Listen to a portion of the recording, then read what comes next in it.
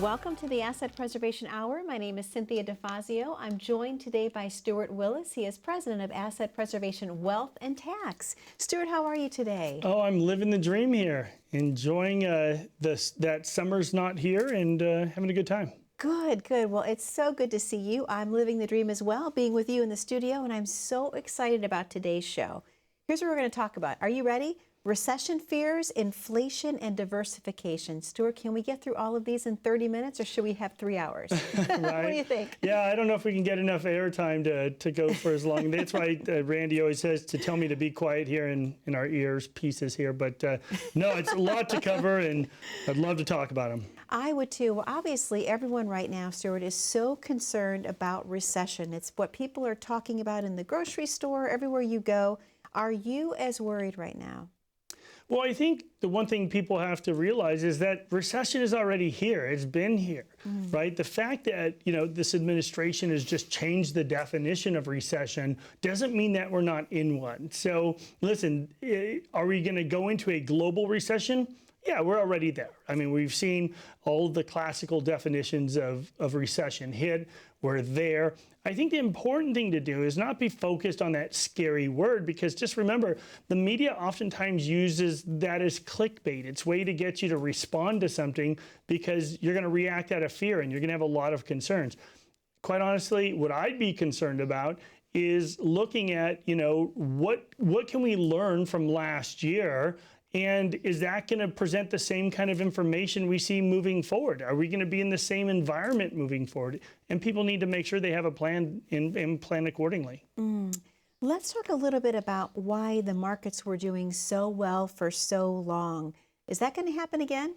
Well, I think that, we were in a neat environment. What I want to do is I want to pull up a slide that's the S&P 500 slide. That'll show you that the stock market has done so well for so long. And as you saw, for 12, 14 years, it peaked.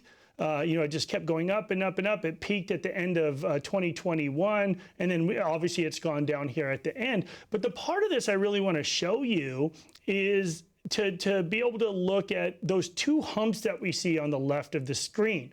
Now, those two humps there, the first one is the dot-com crash. The second one is the 2008 crash, or the financial crisis crash. And if you look from 2000, the peak of 2000, it took until 2012 for the S&P 500 to get back to where it was. So basically, people refer to that as the lost decade. And the real question, Cynthia, is, are we in that same thing again? Yeah. What is going to stimulate the market to do well again, to be able to create this lift in the environment? Well, quite honestly, when we saw the market start to move up permanently in 2008-9, it was because, when President Obama stimulated the market with $800 billion of stimulus, it did that. Well, Donald Trump did that in March of 2020 with COVID. They spent $2 trillion with PPP program, et cetera. But remember, what also happened, it wasn't just stimulus dollars from the government.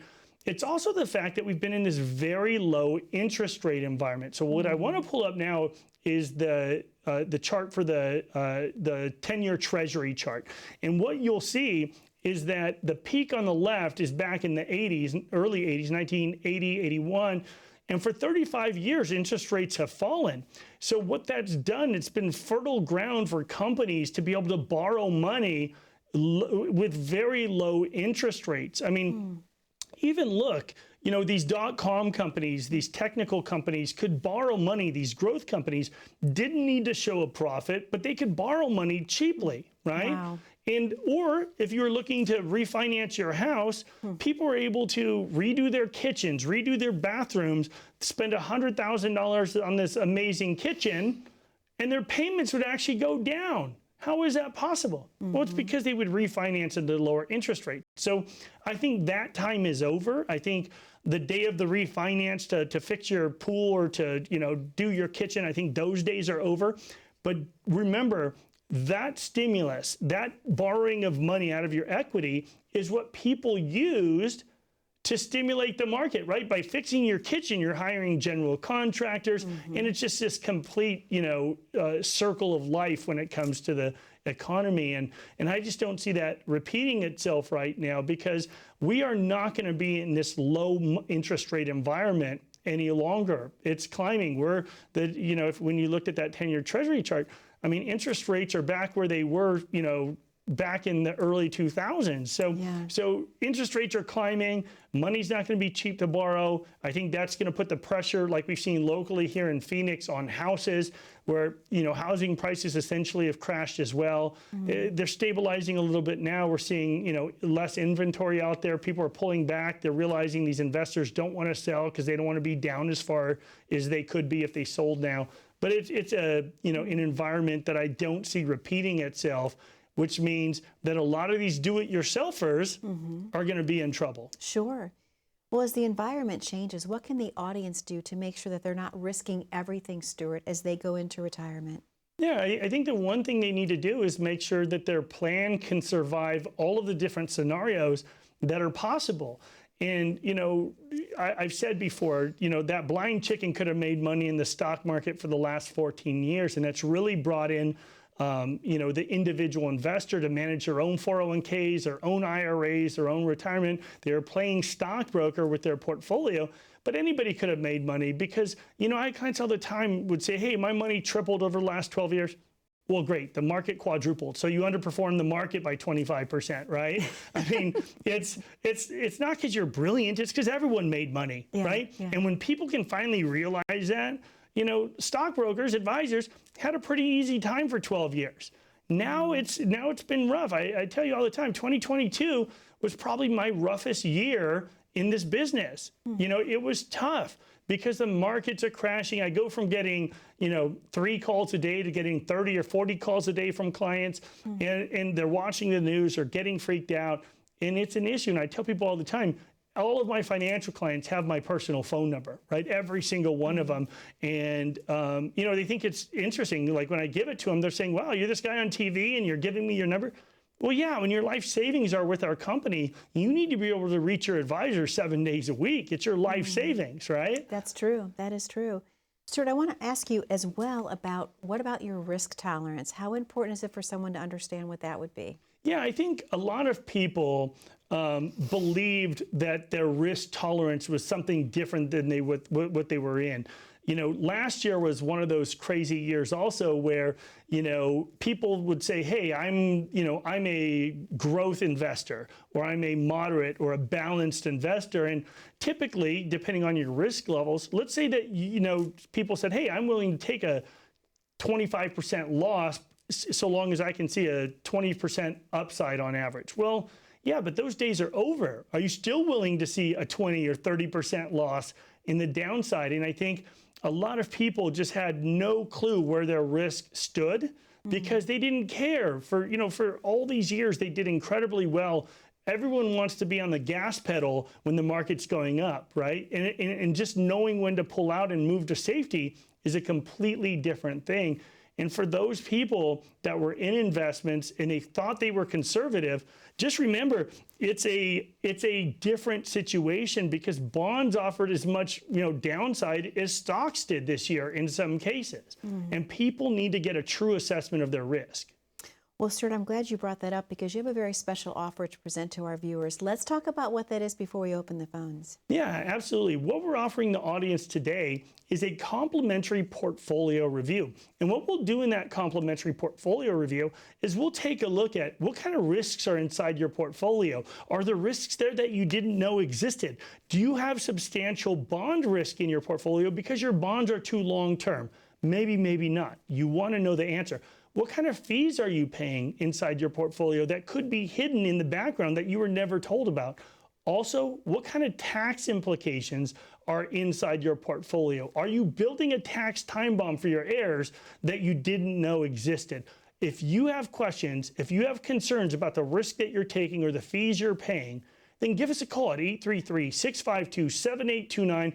For the first 10 callers, we're offering a complimentary portfolio review. Even easier, pick up your phone, click on that QR code. That'll take you to our website where you can click on the complimentary portfolio review. We'd be glad to give you a second opinion. Stuart, thank you so much. To the viewers at home, the number to call is on your screen, 833-652-7829. We know you have a lot of questions for Stuart, perhaps about how much risk you're currently taking. Perhaps you need to know the answer to that question. He's offering you the complimentary consultation to the first 10 callers today. 833-652-7829 is the number. We're going to take a very short commercial break. When we come back, we're going to talk about a very important topic, diversification. How do you know if you're properly diversified? Stay tuned. We'll find out momentarily from Stuart after this very short commercial break. People are really concerned about outliving their money. Inflation, taxes, volatility in the markets, legacy. That's what people are really concerned about. Listen, I love what I do. When a client of mine can know with total confidence that they're going to be okay. At Asset Preservation, that's exactly what we do. Not only do we look at your investments, we look at your taxes and estate planning as well. We don't leave any stone unturned. That is what a real holistic shop does. Provide a very clear roadmap so that you know it's okay to enjoy retirement.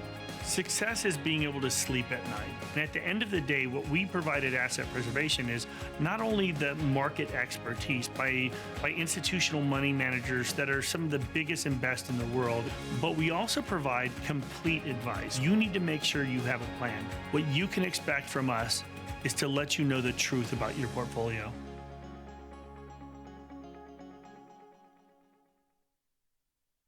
And welcome back to the Asset Preservation Hour. My name is Cynthia DeFazio, and I'm joined today by Stuart Willis. He is president of Asset Preservation Wealth and Tax. Stuart, a great show we're having today, and I would love to talk to you a little bit in this segment about diversification, because so often you talk to people and you're like, oh yeah, I'm well diversified, but they're not always. And most importantly, what about the do-it-yourselfers? How well diversified are they? Yeah, so what we see all the time is people that will have multiple positions. You know, I had a client about a year ago that came in. It was like 175 different individual funds that she had in her portfolio. And part of it she managed, part of it her advisor managed. And she said, look, I don't like having all my eggs in one basket. Well, when we performed the analysis, and it was like 270-page analysis, it was crazy. But what we saw in the portfolio review in this analysis was that, you know, half of her portfolio was overlapped, which means that, you know, if you have a S&P 500 fund and you have another blue chip growth fund, but they move 95% similarly, which means that if one goes up, this one's 95% likely to go up, or this one goes this way, this one's going to go that way. Well, if they do the same thing, guess what? They're the same fund. I don't care if they're called the same thing. All I care about is how they react to stimulus, to the market, right? And that's what we see oftentimes, and that's what we saw last year. You know, in 2022, we saw a lot of these poorly diversified portfolios that all did the same thing. And in a lot of people that didn't have a tactical approach really took it on the chin. So when we talk about diversification right now, we're talking about diversification of your investments to make sure that they do different things. Every single investment should have a specific role in your portfolio. It's not just about owning a bunch of stuff, right? The next thing when it comes to diversification is not just a diversification of investments, but a diversification of perspectives. What we mean by that is that, you know, think about this. If you were dealing with a financial advisor and he or she is sitting across the desk from you, like we're sitting here today, and they say, hey, I really like this growth fund and this fund here and this bond fund, and, you know, and this is the portfolio I'm suggesting for these reasons. And my question to you is this: what if they're wrong? You're going to bet your whole life savings on that one person being right? Well, to me, that's a tremendous risk, right? And so people put way too much faith in an individual advisor. And what we tell people is that the most dangerous advisor is the advisor that thinks he's smarter than he is or she is, right? And by that we mean that a lot of these people don't know how to get second opinions themselves. And at Asset Preservation, we have access to one of the largest money managers in the world. That's a tactical money manager with a strategic overlay. We have a money manager that spent 14 years at the biggest bond house in the world, or one of the top bond houses in the world, in Newport Beach, California. I'm not allowed to mention them by name, but David Young is one of our managers that I can name by name. He's a brilliant guy, absolutely just top of his game. We had another money manager that is a very, very tactical money manager that is an algorithm money manager, and they were brilliant for 4 or 5 years. And then last year they were terrible. They just absolutely pooped the bed. I mean, it was horrible, right? Wow. But here's the point, is that one of the best money managers on the planet, in my opinion, got it completely wrong last year, but the other two did what they were supposed to do. And that's the same thing with you. And I say that comfortably because no one's gonna get it right all the time. They're going to mess it up. But just don't do it with your entire life savings. Yeah. Make sure that you don't have all your eggs in one basket. Sure. And if you believe that you have all your eggs in one basket, or if your spouse is managing the portfolio themselves, my question to you is, what if they're wrong? You're gonna bet everything, your whole life's work on their perception of the market? Just remember, if you watch a conservative news channel, you see the world one way. If you watch a liberal one, you're on a completely different planet than this guy. True. Don't you think that affects money managers? They see the world differently. They interpret data differently. They see things completely separately. So if you have a concern about whether or not you have a diversification of perspectives, you need to get a second opinion and find out, how are these decisions being made inside your portfolio? So that's a diversification of perspectives. Okay. We also think it's important to have a diversification of strategies. Now, I touched on that a little bit, but we have, like I said, we have some managers that use an algorithm that, or one manager that uses an algorithm that is very tactical by nature. They look at all the data historically. They didn't do a great job last year because the data was different. We've never seen $7 trillion of injected capital into the economy. We never saw this pandemic. We've never seen that data before. But the big money manager, one of the largest in the world, they got it pretty right. They did better than they expected to do. Same thing with our strategic series as well. But you need to make sure that they all have different approaches. They see the world differently, that you create real diversification in your portfolio. Now, the last diversification I want to talk about is a diversification of tax classes. Okay. So you and I talk about tax all the time. All the time. Right. And the one thing you know is that I really like the idea of tax-free, tax efficiency. Right. There's a lot of, books out there that are talking about living a tax-free life, but you have to create the environment to make that happen. One of the ways you do that is by having access to tax-free money. Just remember, we don't believe taxes are going down in the future. We believe that, we are in one of the most efficient tax windows in history, and that taxes are going up from here. That may or may not be true, but all the data indicates that when the Trump tax cuts go away at the end of 2025, taxes are going up unless Congress acts. We don't believe they're going to act. It's going to be a lot more difficult to get that done. So you need to make sure you do have some Roth, some IRA, some non-qualified assets, some tax-free accounts. You need to make sure you have a bit of everything so that if you want to take a vacation or if you want to, buy a car, that you don't have to just absolutely hammer the taxation on your retirement accounts and Social Security going into retirement. But you need options and you need a choice. Stuart, we're going to be opening up the phone lines in just a moment because you have a very special message that you want to give to the viewers at home today. There's an offer involved. Yeah, absolutely. What we're offering the audience today is that complimentary portfolio review, where we'll give you the truth about your portfolio. Are you concerned that you don't have proper diversification in your portfolio? Do you believe you're only getting a single perspective? Maybe it's time for you to get that second opinion. If you're going to, make a New Year's resolution to take charge of your finances, really take it seriously, then we're offering you for the first 10 people that complimentary portfolio review. But you have to take action. Give us a call at 833-652-7829. Even easier, click on that QR code that'll take you to our website, apsitaxes.com. Click on complimentary portfolio review. We'd be glad to give you a second opinion. Absolutely complimentary.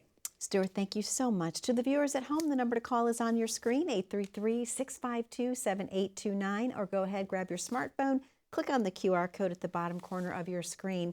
We're going to take a very short commercial break, but don't go anywhere. When we come back, I want to talk to Stuart about the difference between tax planning and tax preparation. Stay tuned. Right now, the market is a big mess, and oftentimes people feel lost. So while most people are scared, you need to know that you're going to be okay.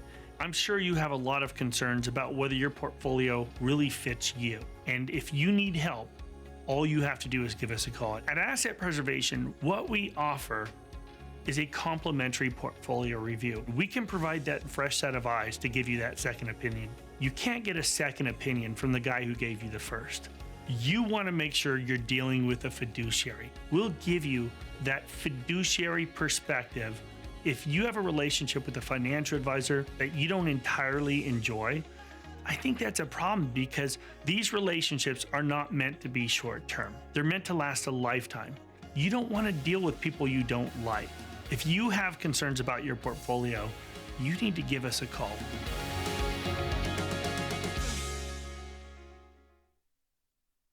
And welcome back to the Asset Preservation Hour. My name is Cynthia DeFazio. I'm joined today by Stuart Willis. He is president of Asset Preservation Wealth and Tax. Stuart, I want to talk to you about something so important today, obviously, the difference between tax planning and tax preparation. There is a difference, and why is it important to know? Yeah, I think that a lot of times people really enjoy the relationships with the people that prepare their taxes, and I love that. I think chemistry really matters, and people will say, hey, no, I have a great tax guy. Well, look, at our firm, we're not trying to convince people to do their taxes, with us. I mean, it's not a profitable part of our business. We're not doing it, to make money preparing your taxes. The whole reason we have a tax preparation office is to be able to gather that information for our really most purposeful part, which is tax planning. Now, tax preparation is just preparing your taxes, making sure all your deductions are taken advantage of, that you get any sort of tax credits that you're entitled to, making sure that you're filed properly. Tax planning is planning for the future. And I'll tell you, I have to train and untrain and then retrain all of the CPAs and enrolled agents that prepare taxes at our firm, because historically, Cynthia, a lot of the way they've been trained to think about things is they want to be the hero right now, and they'll say, hey, if you put $6,000 into your IRA, you'll save, $1,500 right now. Doesn't that sound good? We can save you $1,500 in tax. But what they're doing oftentimes is creating the tax time bomb. They're worried about today, not worried about the future. And I think that that's a big issue, because it's not just about today, right? Tax preparation is something, that occurs between generally February and April 15th. And some people extend forever, right? Absolutely. but if you are doing tax planning during tax season, these are people that are working 10, 15, 17-hour days. They're zombies. They're, God bless them, they're working their tails off, but that's not when you should be getting tax advice. That's just to get your taxes filed. Tax planning should either happen before tax season begins or after tax season ends. Usually give them a month or two to catch up, because I guess, after April 15th, that's one of the biggest vacation days in Mexico and Hawaii, because all these accountants head off to take a vacation because they've been working forever, right? Tax planning is about really forward thinking, about using all the tools at your disposal to create the most efficient tax environment you can. I have to ask you, Stuart, obviously, if taxes are so important, why aren't other advisors talking more about it? Well, because taxes are a complete pain in the rear. I mean, I'm telling you, I have a love-hate relationship with taxes. For the first decade of my career, I feel like I was faking it. Like I didn't, by not talking about tax. Well, first of all, most advisors are prohibited from giving tax advice. It's the whole reason we hire CPAs and enrolled agents at our firm, to be able to give that tax advice, right? We want to be able to do it all in one. But number two, like I said, they do the least amount of work necessary to get paid. Once you start going down that rabbit hole of tax planning, now there's a whole different level of expectation. All my advisor friends around the country, they wonder, hey, why are you so busy in December? You should be shutting it down and enjoying the family and doing all this. Well, you know what? This is what I signed up for. Our tax planning, most of it's done in November and December. And look, we want to be able to look backwards on the year, because if you do tax planning in January, what if you get that bonus, or you have that liquidity event, or you have to exercise some stock options, or you get a raise, or other things can happen in your life to really mess up that plan. That's why we always want to do tax planning at the end of the year, or at the beginning of the year, or a combination of both. It's really, really important. And when you do that tax planning, once again, you want to do it with tax people that are on fresh eyes, that haven't worked 12-hour days for the last 2 months straight. Yeah, absolutely. And obviously, I know, sir, we only have a couple of minutes of the show left. Roth conversions, how do those help with tax time? Yeah, so it's a kind of contrarian view where, we're telling people, hey, pay taxes now at this lowest tax environment in history, or pay them later when taxes are going up. And look, I had this client that came to see me. He's one of my favorite people on the planet. He moved up to Sedona and bought his dream house. But and the great thing is that he was referred to me by someone that had $100,000 with us, not a huge client, but we treated him well with dignity and respect. And she referred her older brother to us. And well, he was in the middle of selling a $7.5 million property in Washington State.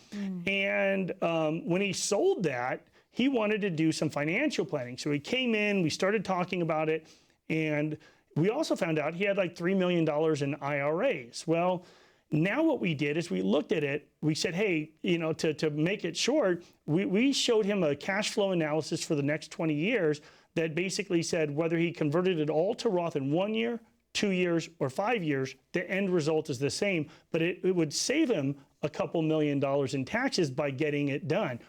Well, when we told him to convert it, he went to a CPA. The CPA was like, yeah, these guys are idiots. Who's going to pay 33% tax to convert a Roth?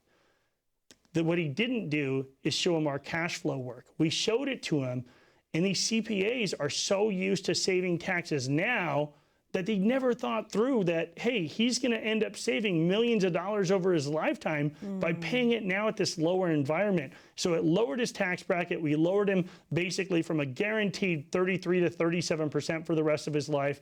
And now he's able to stay inside the 20% brackets, 22 to 24% bracket for the rest of his life very efficiently.